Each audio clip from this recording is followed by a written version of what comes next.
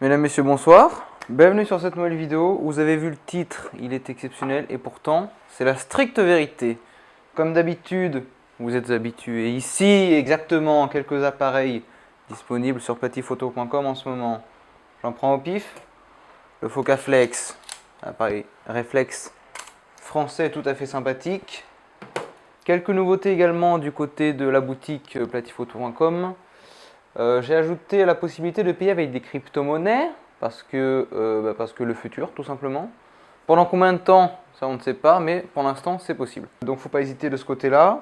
Vous qui avez, je vous vois là, les petits malins qui ont fait un petit x10 en achetant de l'Ethereum il y a un an et qu'on multiplie leur gain par 10. Donc là, vous pouvez venir dépenser votre argent pour acheter du matériel photo.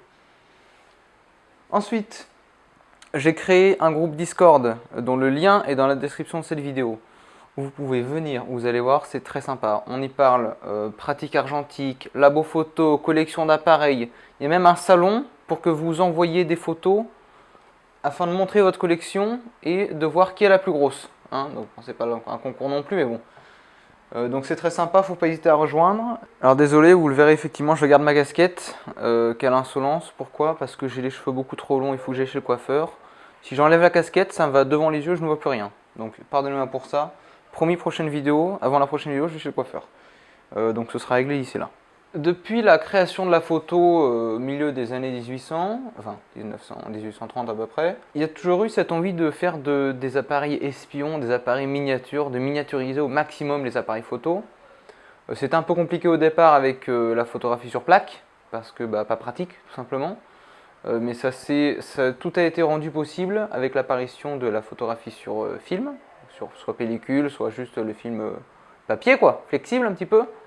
Et c'est donc à partir de là qu'on a vu apparaître les appareils dits espions, utilisés pour l'espionnage, pour les détectives privés, ou alors pour faire des photos juste de manière discrète. Donc c'est là qu'on a vu apparaître des appareils cachés dans les pipes, dans des cannes pour marcher, dans des pistolets. Donc ça c'est pas vraiment discret, mais bon, dans les pistolets, dans des montres, dans des étuis d'appareils même utilisés par le KGB, ainsi que des appareils qui étaient tout simplement petits, qui n'étaient pas faits pour être dissimulés dans un objet quelconque, mais qui étaient juste petits pour photographier de manière discrète. C'est le cas de notre Sakura Seiki Petal qui est présent aujourd'hui. Regardez, il est tellement petit, je peux le cacher. D'ailleurs, hop, la technologie de la deuxième caméra. Je peux le cacher dans une boîte de film 8 mm Kodak. Attention, je l'ouvre. Hop là. Voilà la bête. Vous allez, regardez, j'ai même prévu petite pièce de 50 centimes pour que vous voyez la différence. Enfin la similitude entre les tailles de ces deux objets. C'est incroyable. On va faire comme d'habitude deux parties. Une première partie où je présente un petit peu la marque avec les différents modèles qui ont été faits. Et une deuxième partie où on se penchera un petit peu plus sur ce modèle ici présent. Donc la marque Sakura Seiki, c'est au départ une entreprise qui s'appelle St. Peter's Optical Company, donc au Japon, qui fabrique uniquement ce modèle-ci, donc le Petal. On est donc en fin 1947, début 1948, ils sortent ce modèle-ci.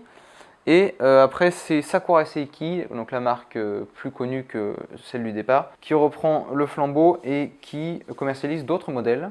On a l'évolution du pétale tout simple, mais qui est, d'ailleurs vous le voyez ici, qui est de forme hexagonale, qui est donc plus rare que celui-ci. Vous avez l'Evarax A, qui est donc celui-ci encore plus rare et qui en plus est très beau avec sa petite fleur de couleur gravée sur le boîtier.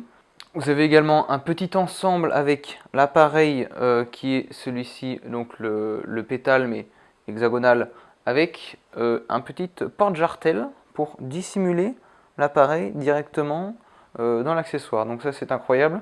Ça coûte très cher, il y en a un qui s'est vendu 4500 $. Donc on est quand même sur un certain tarif. Et enfin, un modèle unique, bon, je le prends là mais c'est pas celui-ci, mais c'est ce modèle là qui est plaqué or, donc il s'est vendu pareil très cher, hein. 3200 $ en 2017, qui est vraisemblablement donc un modèle unique, peut-être une commande spéciale, ou je ne sais pas, mais en tout cas, encore une fois, très bel appareil. Voilà, donc c'est déjà fini pour le côté des divers modèles qu'il y a eu la marque, il n'y a pas eu énormément de modèles, hein, donc ça reste assez limité de ce côté-là. On passe maintenant au côté directement, hop là, visuel et technique essentiellement.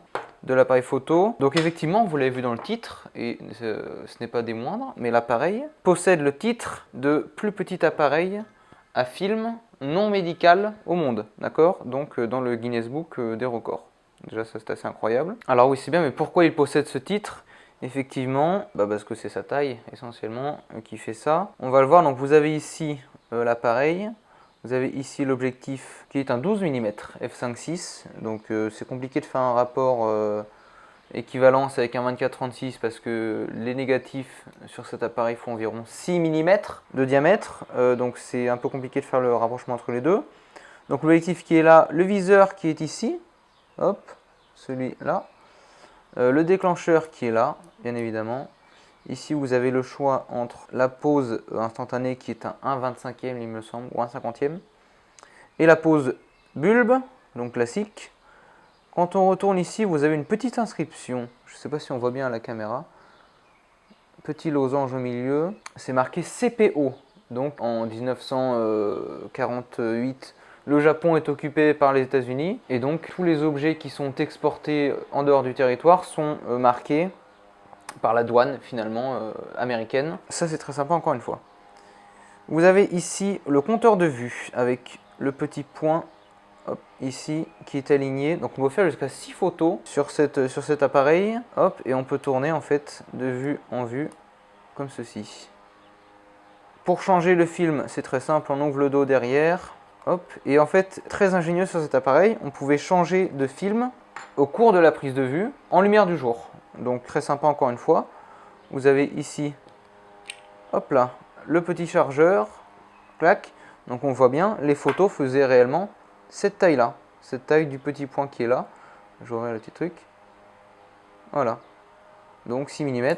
Et donc par rapport au film, il fallait découper des ronds dans du film grâce à un coupe-film vendu avec l'appareil, qui n'est pas présent ici malheureusement. Et vous mettiez ensuite, donc j'ai juste ouvert là le chargeur, vous mettiez ensuite votre rond de film ici, et vous pourrez refermer et après shooter donc 6 photos. D'ailleurs vous avez des exemples ici qui s'affichent à côté de moi, de photos prises avec cet appareil. Donc encore une fois, vraiment très sympa. Donc la possibilité de changer de film en cours de prise de vue, si vous avez plusieurs chargeurs évidemment comme ça. Pas grand chose d'autre à dire finalement sur cet appareil, parce que bon il est quand même assez petit, donc on a vite fait le tour. Mais donc très sympa, disponible évidemment en ce moment sur platifphoto.com. Donc encore une fois, si vous avez envie de vous faire plaisir d'agrémenter votre collection ou de commencer une collection avec un appareil exceptionnel comme celui-ci, c'est possible. A savoir que cet appareil était très apprécié par les détectives privés à la fin des années 50. Le fait de posséder cet appareil, ça pouvait effectivement vous avantager par rapport à un autre détective. Donc c'était finalement une valeur sûre pour les clients. Si le détective possédait cet appareil, c'était l'assurance d'une mission hautement réussie. C'est tout pour cette vidéo. Elle était plus courte que d'habitude, mais bon, je pense que c'est pas plus mal. Dites-moi si vous avez apprécié ce format. Donc n'hésitez pas toujours à aller faire un tour sur l'Instagram Platifphoto, le site internet platifphoto.com, le Discord. Merci à vous si vous êtes encore là à la fin de cette vidéo. Et puis à bientôt.